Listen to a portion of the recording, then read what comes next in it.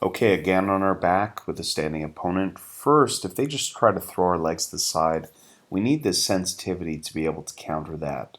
Now, as we go for the lumberjack, it's not uncommon for them to step out if they have a little bit of training, or perhaps we weren't able to grab this other leg.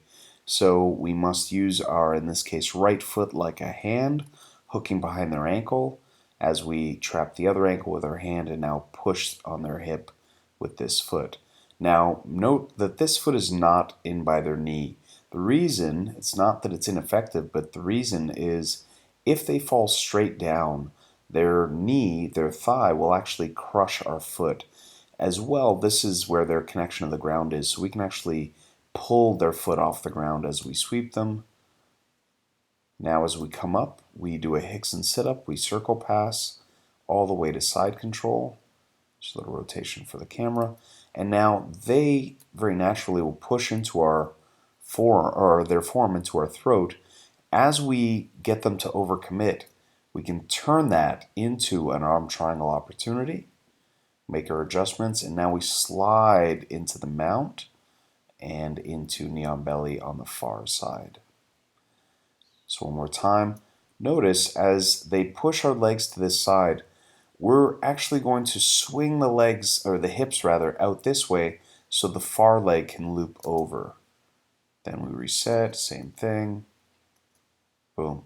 Now when you're first learning this, sometimes it's easier to have the opponent hold your ankle to give you something to lift your hips on. Eventually you want to be able to do it without assistance. Hook sweep, come up. Notice this leg folds under us so we can come up right into top position, circling. Now as they press up, we want to catch the timing. So normally I will take a little longer. I'll look towards their feet to relieve the pressure on the throat. One more time. So they start pushing up. I like to look towards the feet to relieve the pressure, and as they push up, I push back into their arm with my throat or my neck so that they overcommit, and there's a kind of a trigger moment, boom, where we catch their arm. Now from here we slide all the way to mount and all the way over in one step, and we finish. Again, we look for the lumberjack, they step out, a good technique in itself, and now we circle, side control, and set up that arm triangle.